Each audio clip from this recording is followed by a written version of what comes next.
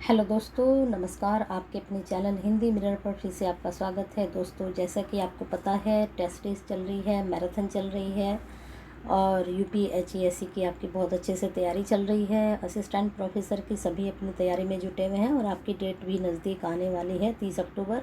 2 महीने ही हमारे पास बचे हैं, तो अच्छे से तैयारी करते रहिए और हिंदी मिरर के साथ जुड़े रहिए। वीडियो पसंद आती रहती हैं तो जो है लाइक एंड शेयर भी करते रहिए, क्योंकि आपका लाइक एंड शेयर ही हमारे लिए प्रेरणा का काम करता है। और ये जो आप शेयर करते हैं तो आप जैसे ही स्टूडेंट के पास तक ये कंटेंट पहुंचता है। चलिए पहला प्रश्न देखते हैं आज का। दोस्तों, आज जैसे 25 की सीरीज़ चल रही है, लेकिन आज शायद आपके 30 क्वेश्चंस हैं, तो कोई बात नहीं, 25 की जगह हम आज 30 करते हैं। भारतीय राष्ट्रीय कांग्रेस की प्रथम महिला अध्यक्ष कौन थी? यहाँ पर आपको आंसर तो दिखाई दे ही रहा है। ऑप्शन पढ़ लेते हैं। विजयलक्ष्मी पंडित, एनी बेसेंट, सरोजिनी नायडू, सुचित्रा कृपलानी। तो बताना है इसमें कौन थी, तो यहाँ पर सी आंसर है एनी बेसेंट। चलिए इसकी डिटेल देखते हैं। भारतीय राष्ट्रीय कांग्रेस की प्रथम महिला अध्यक्ष श्रीमती एनी बेसेंट थी, जिन्होंने 1917 में कांग्रेस के 20वें कलकत्ता अधिवेशन की अध्यक्षता की थी। वह एक आयरिश महिला थी, जबकि कांग्रेस की प्रथम भारतीय महिला अध्यक्ष सरोजिनी नायडू निर्वाचित हुई। इन्होंने 1925 ईस्वी के कानपुर अधिवेशन की अध्यक्षता की थी। इस अधिवेशन में हिंदी को राष्ट्रभाषा के रूप में इस्तेमाल किया गया था। तो देखिए आपको कितनी अच्छी जानकारी मिल गई इनके एनी बेसेंट के बारे में और साथ में सरोजिनी नायडू के बारे में। चलिए अगला प्रश्न देख लीजिए। पाकिस्तान की मांग मुस्लिम लीग के द्वारा किस वर्ष में की गई थी? जो पाकिस्तान देश बना था तो ये मुस्लिम लीग ने मांग की थी। तो ये मुस्लिम लीग जो थी, इसने किस वर्ष में यह मांग की थी? तो इसका उत्तर आपका हो जाएगा बी, 1940 में। चलिए विस्तार से समझते हैं इसको। 23 मार्च 1940 को 23 मार्च 1940 को मुस्लिम लीग का अधिवेशन लाहौर में हुआ। इसकी अध्यक्षता मोहम्मद अली जिन्ना ने की थी। इस अधिवेशन में भारत से अलग एक मुस्लिम राष्ट्र पाकिस्तान की मांग की गई। इस प्रसिद्ध प्रस्ताव का प्रारूप सिकंदर हयात खान ने बनाया था। इसे फजलुल हक ने प्रस्तुत किया। खली कुजुमा ने इसको समर्थन भी दिया था। चलिए आगे देखते हैं प्रश्न। जब सुभाष चंद्र बोस ने भारतीय राष्ट्रीय कांग्रेस से इस्तीफा दे दिया, तब उस सीट के लिए किसका नाम प्रस्तावित किया गया? सुभाष चंद्र बोस जी को सभी जानते हैं, इन्होंने राष्ट्रीय कांग्रेस से इस्तीफा दिया था, तो तब उस सीट के नाम के लिए किसका नाम प्रस्तावित हुआ था? तो इसका उत्तर आपको बताना है। तो आपकी जानकारी के लिए बता दें, इसका उत्तर होगा आपका सी, राजेंद्र प्रसाद का नाम प्रस्तावित हुआ था कि उनको राष्ट्रीय कांग्रेस का क्या बना दिया जाए, अध्यक्ष बना दिया जाए। चलिए आगे देखते हैं। कांग्रेस की त्रिपुरी अधिवेशन 1939 की अध्यक्षता के लिए सुभाष चंद्र बोस एवं गांधी जी के द्वारा समर्थित उम्मीदवार पट्टाभी सीतारमैया के बीच मतदान हुआ। सुभाष चंद्र बोस ने सीतारमैया को पराजित कर दिया, परंतु कार्यकारिणी के गठन के प्रश्न पर गांधी से विवाद हो जाने के कारण सुभाष चंद्र बोस ने त्यागपत्र दे दिया। तब डॉक्टर राजेंद्र प्रसाद को इसका अध्यक्ष बनाया गया था। तो कितनी अच्छी जानकारी आपको प्राप्त हुई, तो नोट डाउन इसको कर सकते हैं। भारतीय स्वाधीनता विधेयक को राजकीय स्वीकृति प्राप्त हुई थी। भारतीय स्वाधीनता विधेयक जो है उसको राजकीय स्वीकृति कब मिली? 18 जुलाई 1947 को, 17 जुलाई 1947 को, 20 जुलाई 1947 को या फिर 21 जुलाई 1947 को? जल्दी से बताइए दोस्तों, आपका उत्तर क्या जा रहा है? अगर आपका उत्तर जा रहा है ए, 18 जुलाई 1947 को, तो आप बिल्कुल सही हैं, नोट डाउन कर सकते हैं इसको। यहाँ पर इसकी डिटेल देख लीजिए। माउंटबेटन योजना के आधार पर ही 4 जुलाई 1947 ईस्वी को ब्रिटिश संसद में भारतीय स्वतंत्रता विधेयक पेश किया गया। 18 जुलाई 1947 को इससे स्वीकृति मिल गई। इसी के अनुसार 15 अगस्त 1947 को भारत और पाकिस्तान में देश का विभाजन कर दिया गया। चलिए आगे देखते हैं। कोटेश्वर बांध निम्नलिखित में से किस पर बनाया गया है? तो इसमें आपको आंसर बताना है कि कोटेश्वर बांध किस नदी पर बनाया गया है? भिलांगना, भागीरथी, अलकनंदा या फिर मंदाकिनी? तो जल्दी से बताइए कहाँ बनाया है इसको। तो 5वें का आपका उत्तर हो जाएगा बी, भागीरथी पर कोटेश्वर बांध बना है। चलिए आगे चलते हैं। भारत में कन्याकुमारी अवस्थित है, बताना है भूमध्य रेखा के दक्षिण, कर्क रेखा के उत्तर में, मकर रेखा के दक्षिण में, भूमध्य रेखा के उत्तर में। तो इन चारों में से बताना है कन्याकुमारी भारत में कहाँ पर है।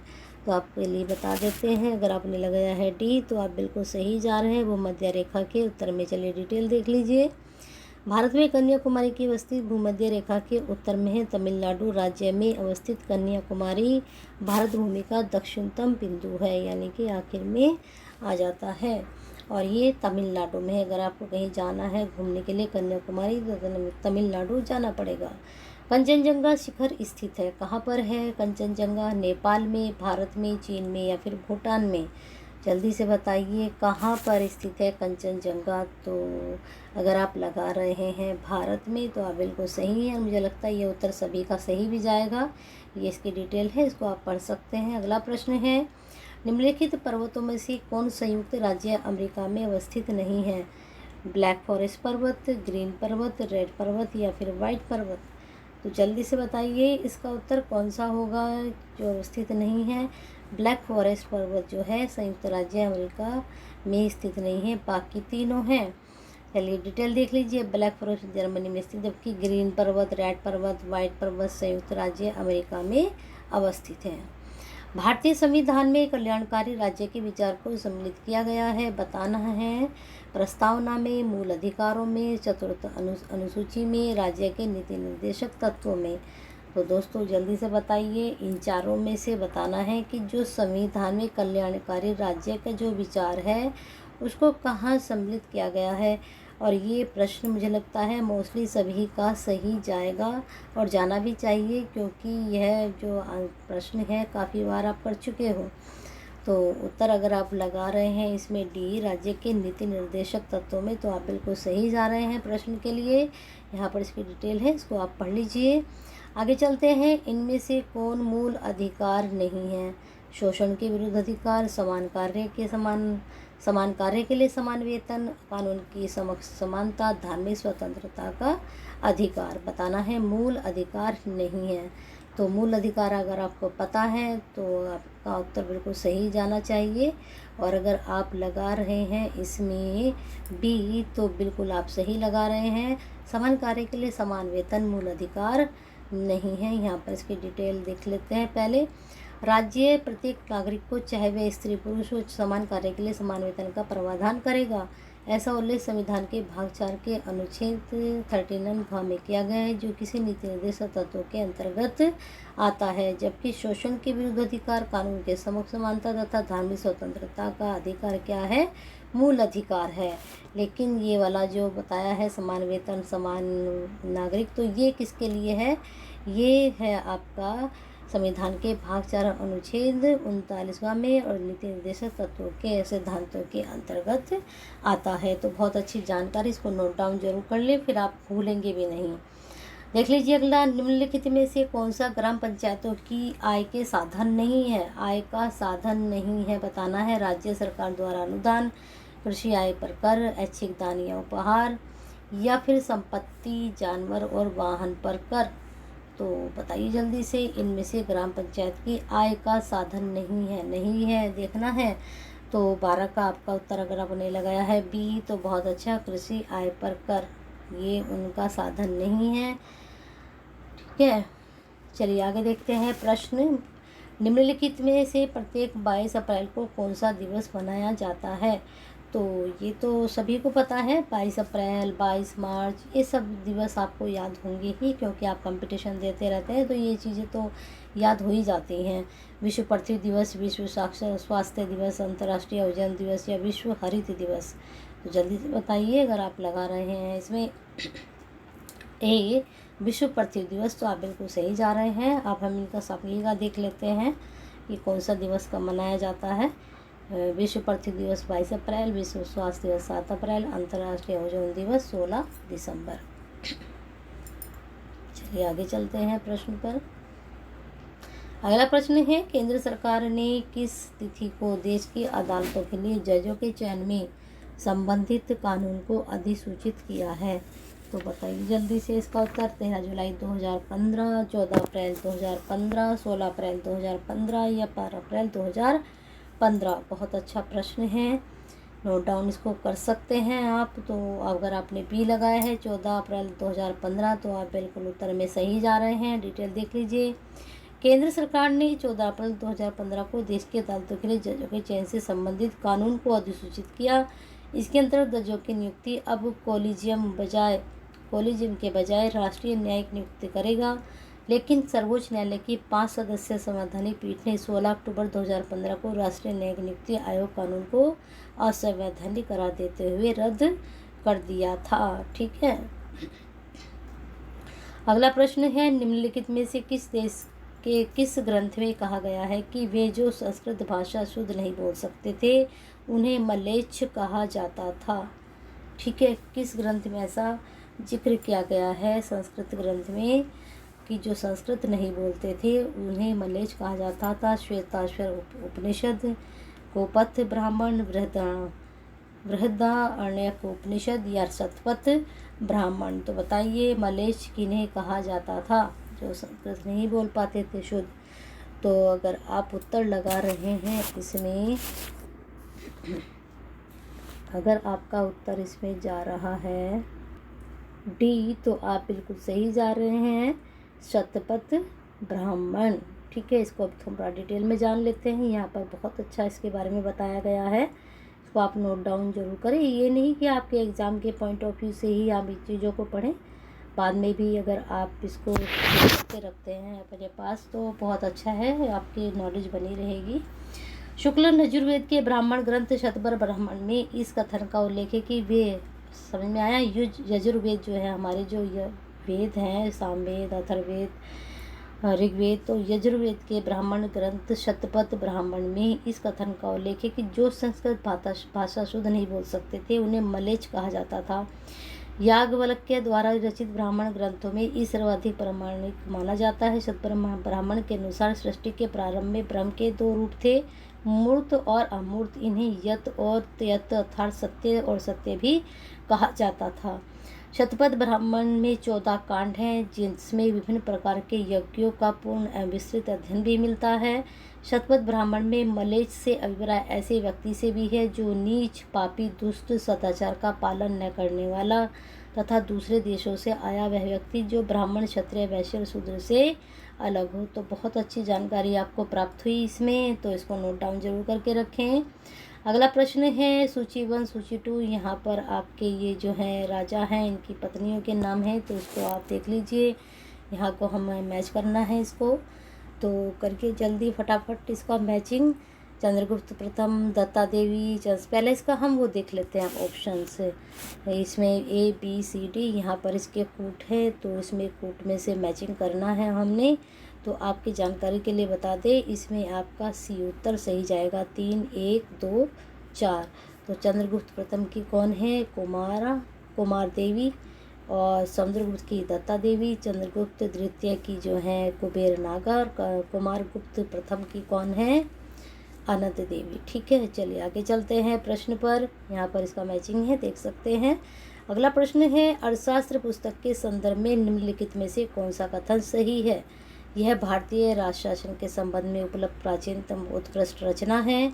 इस पुस्तक में मौर्य साम्राज्य तथा शासन तंत्र का कोई उल्लेख नहीं मिलता है। और यहाँ पर इसके कूट हैं, कूट देख लीजिए। ये नीचे दिए गए कूट का प्रयोग सही उत्तर चुनिए। केवल 1, केवल 2, केवल 1 और 2 दोनों, न तो 1 न ही 2। तो बताना है इसमें आपका उत्तर कौन सा है। अगर आप लगा रहे हैं 1 और 2 दोनों तो आप बिल्कुल सही जा रहे हैं। डिटेल देखते हैं। अर्थशास्त्र मात्र राजनीति शास्त्र की पुस्तक नहीं अपितु इसमें राजतंत्रात्मक शासन पद्धतियों का ऐतिहासिक अध्ययन भी मिलता है। यह भारतीय राज शासन के संबंध में उपलब्ध प्राचीनतम उत्कृष्ट रचना है। कौटिल्य ने अर्थशास्त्र के तमाम पहलुओं पर विचार करते हुए इसे राजनीति विज्ञान भी माना है। इसलिए कौटिल्य का सारा जोर राजकोष, प्रजा और शासन के केंद्रीकरण पर था। कौटिल्य चाणक्य चंद्रगुप्त मौर्य के महामंत्री थे। इस पुस्तक का लेखन चाणक्य ने चंद्रगुप्त मौर्य के प्रशासन को उत्कृष्टता प्रदान करने के लिए किया था। इस ग्रंथ में मौर्य साम्राज्य तथा राजतंत्र का कोई उल्लेख नहीं मिलता। इसी कारण कुछ विद्वान के मध्य अर्थशास्त्र के लेखक को लेकर भी मतभेद भी है। अतः कथन 1, 2 सही है। चलिए आगे प्रश्न पे चलते हैं। इनमें से किसने दिल्ली के विश्व के उत्कृष्ट शहरों में से एक रूप बताया? किसने दिल्ली के विश्व के उत्कृष्ट शहरों में से एक रूप बताया है? इब्न बतूता, फरिश्ता या फिर अल-बरूनी या फिर अबुल फजल बताना है। बहुत अच्छा प्रश्न है दोस्तों। इसमें हिस्ट्री के इतने अच्छे अच्छे प्रश्न हैं, जो स्टूडेंट हिस्ट्री से तैयारी कर रहे हैं असिस्टेंट प्रोफेसर की, तो उनके लिए इसमें बहुत ही अच्छी नॉलेज मिल रही है। तो यहाँ से वो हिस्ट्री की भी तैयारी अपनी कर सकते हैं। चलिए अगले इसमें उत्तर देख लेते हैं। पहले अगर आप उत्तर लगा रहे हैं इसमें ए इब्न बतूता, बहुत अच्छा उत्तर है आपका, अच्छे नंबर जा रहे हैं आपके। इब्न बतूता द्वारा अरबी फारसी में लिखा गया उसका यात्रा वृत्तांत, जिसे रिहला कहा जाता है, 14वीं शताब्दी में भारतीय उपमहाद्वीप के सामाजिक तथा सांस्कृतिक जीवन के विषय में बहुत ही प्रचुर तथा रोचक जानकारियाँ देता है। यह विभिन्न देशों की यात्रा करते हुए दिल्ली के सुल्तान मोहम्मद बिन तुगलक के बारे में सुना था और कला साहित्य का एक दयाशील संरक्षक के रूप में। अब आपके देख लिए पता चल गया है कि एक कला साहित्य से संबंधित आपका प्रश्न बन चुका है यहाँ पर। मोहम्मद बिन तुगलक कौन था, किसका संरक्षक था? ये कला साहित्य था। ख्याति से आकर्षित होकर उसके दरबार में पहुंचा था। सुल्तान उसकी विद्वता से प्रभावित होकर उसे दिल्ली का काजी या न्यायाधीश नियुक्त किया। किसने? मोहम्मद बिन तुगलक ने। राजधानी दिल्ली को पहली बार जब वह देखा तो उसने दिल्ली को विश्व के उत्कृष्ट शहरों में से एक रूप बताया था, है ना। बहुत अच्छी रोचक जानकारी आपको प्राप्त हुई। चलिए आगे चलते हैं। भारत में स्थानीय स्वायत्त शासन का जनक किसे कहा जाता है? Lord little, Lord Curzon, Lord Ripon या फिर डलहौजी? तो बताइए, स्थानीय स्वायत्त शासन का जनक। बहुत अच्छा प्रश्न है, इसको नोट डाउन जरूर करें। इसके एग्जाम पॉइंट ऑफ व्यू से बहुत अच्छा प्रश्न है आपका ये, तो जल्दी से बताइए। अगर आप भी लगा रहे हैं लॉर्ड रिपन तो आप बिल्कुल सही जा रहे हैं। चलिए देख लेते हैं डिटेल इसकी।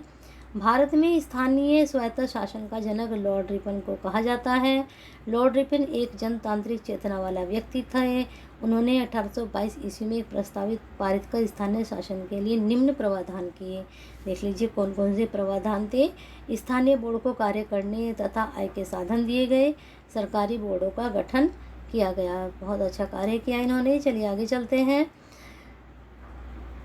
एक और दे रखा है इसमें, सरकारी हस्तक्षेप की अनुमति कार्यों की समीक्षा करते तक सीमित कर दी गई। उनके द्वारा हंटर आयोग का गठन, वर्नाक्युलर प्रेस एक्ट की समाप्ति और 1822 में स्थानीय शासन एक्ट जैसे महत्वपूर्ण कार्य किए गए, है ना। तो कितनी अच्छी जानकारी इसमें आपको मिली है। चलिए आगे देखते हैं। भारत के जो राष्ट्रपति पर महाभियोग के लिए कम से कम कितने दिन की पूर्व सूचना आवश्यक है? बहुत अच्छा प्रश्न है और जल्दी से इसको लगा लीजिए, सभी को आता है इसका उत्तर। तो इसका उत्तर है 14 दिन पहले सूचना आवश्यक है। यहाँ पर डिटेल देखते हैं। भारत के राष्ट्रपति पर संविधान का उल्लंघन करने पर महाभियोग चलाकर उसे पद से हटाया जा सकता है। महाभियोग के आरोप संसद के किसी भी सदन पर 1/4 सदस्यों से आरोप लगाए गए के हस्ताक्षर होने चाहिए। राष्ट्रपति को 14 दिन का नोटिस देना चाहिए। महाभियोग का प्रस्ताव 2/3 बहुमत से पारित होने के पश्चात वह दूसरे दिन भेजा जाता है, जिसे इन आरोपों की जांच करनी चाहिए। राष्ट्रपति को इसमें उपस्थित होने तथा अपना प्रतिनिधि कराने का अधिकार होगा। यदि दूसरा सदन इन आरोपों को सही पाता है और महाभियोग प्रस्ताव को 2/3 बहुमत से पारित करता है तो राष्ट्रपति को स्थिति से अपना पद त्याग पत्र देना होता है। भारत में किसी राज्य के राज्यपाल को पद और गोपनीयता की शपथ कौन दिलवाता है? बहुत अच्छा प्रश्न है। राज्यपाल से संबंधित मैंने पूरी ही जानकारी आपको दी है, मतलब पूरा डिटेल में मैंने ये समझा रखा है। अगर आप प्लेलिस्ट में जाकर देखेंगे तो वहाँ पर आपको पूरी ही जानकारी मिलेगी इनसे संबंधित। चलिए प्रश्न का देख लीजिए ऑप्शन। भारत का राष्ट्रपति, भारत का उपराष्ट्रपति, भारत राज्य के उच्च न्यायालय का मुख्य न्यायाधीश, राज्य के विधानसभा का अध्यक्ष। तो अगर आप लगा रहे हैं इसका सी राज्य के उच्च न्यायालय का मुख्य न्यायाधीश, तो आप बिल्कुल सही जा रहे हैं। राज्यपाल को गोपनीयता की शपथ कौन दिलवाता है? भारत के उच्च न्यायालय का मुख्य न्यायाधीश। चलिए यहाँ डिटेल है इसकी, चेक कर सकते हैं आप। अगला प्रश्न है, हमारे संविधान के किस भाग में पंचायती राज के 3 सोपानों की व्यवस्था का विवेचन किया गया है? बताइए, पंचायती राज के 3 सोपान कौन व्यवस्था का विवेचन है, कहाँ पर है? भाग आपका 9, भाग 11 या भाग 10 या भाग 12? बताना है 9, 10, 11 या फिर 12 में। तो 8वें का आपका उत्तर हम जानकारी अगर आपकी है तो ये भाग 9 में क्या है, विवेचन है इनका। चलिए इनका डिटेल यहाँ पर है, इसको आप पढ़ सकते हैं। चलिए पढ़ लेते हैं। हमारे संविधान भाग 9 में पंचायती राज के 3 सोपानों की व्यवस्था का विवेचन किया गया है। ये संख्या आपको आती है ना, ये रोमन होती है 1, 2 ऐसे, 3 फिर आपका 4 आता है ऐसे, फिर 5 आता है, सभी को ये रोमन आती होगी। चलिए देखते हैं इसको। 3 सोपान की व्यवस्था का विवेचन किया गया। त्रिस्तरीय 3 सोपानों वाली पंचायती राज व्यवस्था का बलवंत राय मेहता समिति की 1957 का परिणाम था। हमारे मूल संविधान में इस अधिनियम को अनुच्छेद 40 में एक व्यावहारिक रूप में वर्णित किया गया, जिसमें यह कहा गया है कि ग्राम पंचायतों को गठित करने के लिए राज्य कदम उठाएगा और उन्हें उन आवश्यक शक्तियों अधिकारों से विभूषित करेगा जिससे कि वे स्वशासन की इकाई की तरह कार्य करने में सक्षम हों। यह अनुच्छेद राज्य नीति के निर्देशक तत्वों का एक हिस्सा है। 24 अप्रैल 1993 को 73वें संविधान संशोधन अधिनियम 1992 के तहत भारत के संविधान में एक नया खंड 9 जो सम्मिलित किया गया, उसे पंचायत नाम से भी इस भाग में उल्लेखित किया गया था। इस अधिनियम ने संविधान में एक नई सूची 11वीं अनुसूची भी जोड़ी गई। तो बहुत ही उम्दा इसमें आपको जानकारी प्राप्त हुई और बहुत ही अच्छी, इसको नोट डाउन जरूर करें। चलिए आगे देखते हैं। निम्नलिखित में से किस राज्य में तेल शोधनशाला नहीं है? यानी कि इसमें जो है 4 ऑप्शन है, 4 में से किसी एक में नहीं है, बाकी 3 में तेल शोधनशाला है। गुजरात, केरल, छत्तीसगढ़ी या फिर पश्चिम बंगाल। छत्तीसगढ़ में या फिर पश्चिम बंगाल में कहाँ नहीं है बताना है। तो 9 का आपका उत्तर क्या होने जा रहा है? 9 का आपका उत्तर होने जा रहा है सी, छत्तीसगढ़ में। ठीक है, वहाँ पर नहीं है, बाकी सब जगह है। यहाँ पर आप इसकी डिटेल देख सकते हैं। अगला प्रश्न है, निम्नलिखित में से कौन सी नदी ऑस्ट्रेलिया में नहीं बहती है? Hunter river, Orange river, Flinders river, Gilbert river. तो बताइए जल्दी से कौन सी रिवर ऑस्ट्रेलिया में नहीं बहती है? तो आपकी जानकारी के लिए बता दें, हंटर रिवर जो है ऑस्ट्रेलिया में नहीं बहती। बाकी 3 Flinders river, Orange river, Gilbert river Australia में क्या करती हैं, बहती हैं। अगला यहाँ पर डिटेल है, इसको चेक कर लीजिए। अगला प्रश्न है, निम्नलिखित में से किस राज्य में 2011 की जनगणना जनसंख्या का ह्रास अभिलिखित हुआ है? केरल, नागालैंड, सिक्किम या फिर मणिपुर। तो 11वें का अगर आप उत्तर लगा रहे हैं सी, नागालैंड, तो आप बिल्कुल सही जा रहे हैं। यहाँ पर इसकी डिटेल दे रखी है, आप इसको देख लीजिए। यहाँ पर पूरी जनसंख्या वृद्धि की ये दिखा रखा है डिटेल। तो कहाँ ह्रास ज़्यादा हुआ? तो दिखाई दे रहा है यहाँ पर ही ज़्यादा हुआ है। चलिए आगे चलते हैं। अगला प्रश्न है, माल्थस के अनुसार निम्नलिखित में से कौन सा जनसंख्या नियंत्रण में सर्वाधिक प्रभावी है? युद्ध, जन्म नियंत्रण, आपदा, सामाजिक बुराई। बताइए जनसंख्या नियंत्रण में सर्वाधिक प्रभावी कौन सा आपका जो है इसमें है? माल्थस के अनुसार बताना है। तो 12वें का अगर आपका उत्तर सी जा रहा है, जन्म नियंत्रण, तो बिल्कुल सही जा रहे हैं आप। यहाँ पर इसकी डिटेल है, इसको चेक कर सकते हैं। अच्छे से इसका स्क्रीनशॉट ले लीजिए या पोस्ट करके इसको यहाँ से आप नोट डाउन कर सकते हैं। चलिए अगला प्रश्न देख लेते हैं। दूधवा नेशनल पार्क निम्नलिखित में से किस राज्य में स्थित है? दूधवा नेशनल पार्क के बारे में बताना है। और ये मोस्टली आप लोगों ने ज्योग्राफी में पढ़ लिए होंगे सभी ने। किस राज्य में स्थित है? असम में, राजस्थान में, उत्तराखंड में, उत्तर प्रदेश में। तो अगर आप इसका उत्तर लगाएंगे कौन सा? अगर आप इसका उत्तर लगा रहे हैं डी, तो आप बिल्कुल सही जा रहे हैं, उत्तर प्रदेश। 1 मिनट, उत्तर प्रदेश है, दुधवा नेशनल पार्क उत्तर प्रदेश में है। दुधवा नेशनल पार्क उत्तर प्रदेश के लखीमपुर खीरी जिले में स्थित एक संरक्षित वन क्षेत्र है। मोहाना और सोहाली नदी के बीच 775 वर्ग किलोमीटर के वन क्षेत्र को सन 1977 में सरकार द्वारा राष्ट्रीय उद्यान के रूप में घोषित किया गया। दुधवा नेशनल पार्क को उत्तराखंड के गठन के बाद उत्तर प्रदेश का प्रथम राष्ट्रीय उद्यान कहा जाता है। तो इतनी से उसके लिए आपको इतनी सारी जानकारी प्राप्त हुई और ये आपका उत्तर प्रदेश से संबंधित है। तो इसको आप 100% जो है नोट डाउन करिए और 100% में इसको लेकर चलिए। अगले प्रश्न पे चलते हैं। निम्नलिखित जनगणना वर्षों में से किसे भारत में महाविभाजन का वर्ष के रूप में जाना जाता है? बहुत अच्छा प्रश्न है ये भी आपका। 1911, 1921, 1951 या फिर 1991 बताना है। जनगणना वर्षों में से किसे भारत में महाविभाजन का वर्ष के रूप में जाना जाता है? तो 16 का अगर आपका उत्तर बी जा रहा है 1921, तो आप बिल्कुल सही हैं। ये डिटेल इसकी जानते हैं।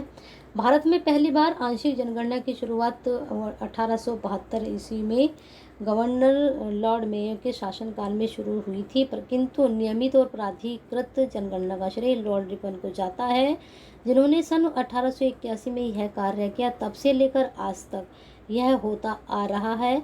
भारत की गणना में एक दौर ऐसा भी आया जब जन्म वृद्धि दर न्यूनतम रही। यह दशक था 1911 से 1921।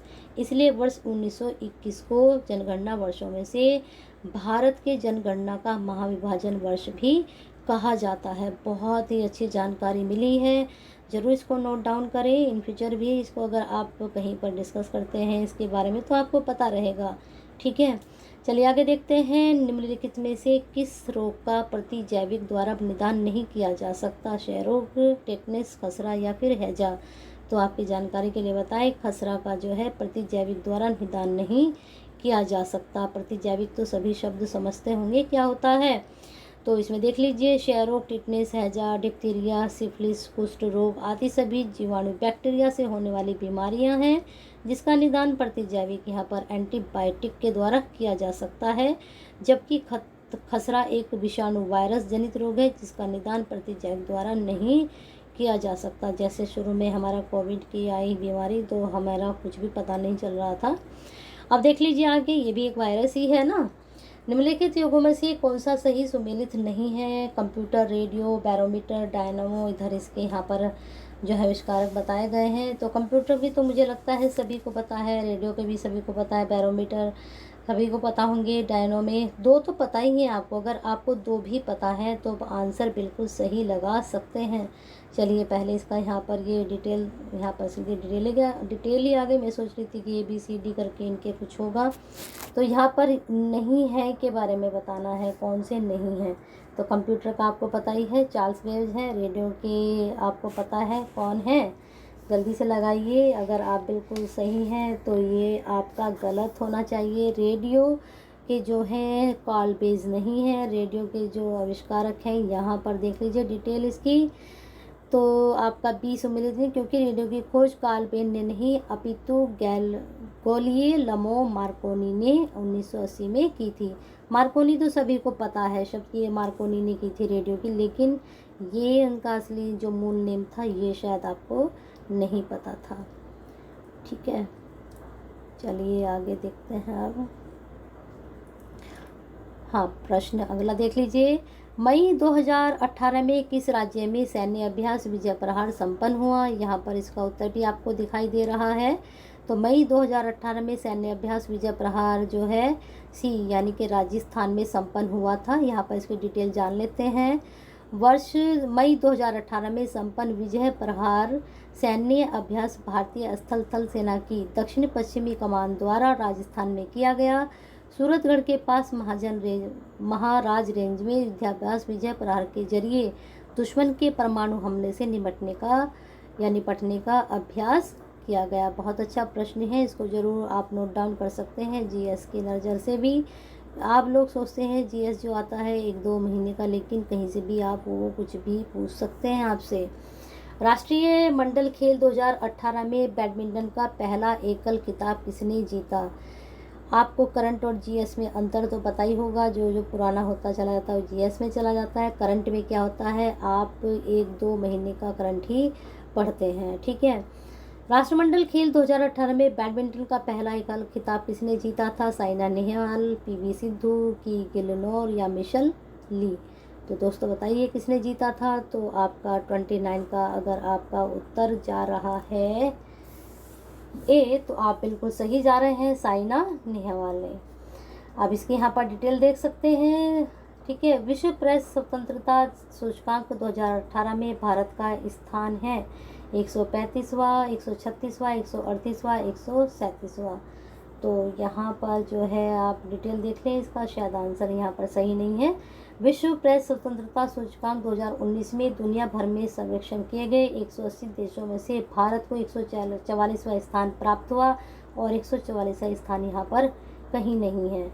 यह रिपोर्ट फ्रांस आधारित अंतर्राष्ट्रीय गैर सरकारी संगठन रिपोर्ट्स विदाउट बॉर्डर्स द्वारा दिया जाता है। सूची में नॉर्वे प्रथम स्थान पर रहा था। तो ये 2019 में जो है क्या किया गया था, दुनिया भर में सर्वेक्षण किया गया था विश्व प्रेस स्वतंत्रता सूचकांक की तरफ से, और इसमें भारत को कौन सा स्थान प्राप्त हुआ, 140वां। तो दोस्तों इस तरह से प्रश्न पूरे हो चुके हैं। आज 25 नहीं थे, आज 30 प्रश्न थे। और अगर प्रश्न अच्छे लगे हैं, कंटेंट अच्छा लगा है तो लाइक एंड शेयर तो बनता है, करते रहिए और हिंदी मिरर के साथ जुड़े रहिए।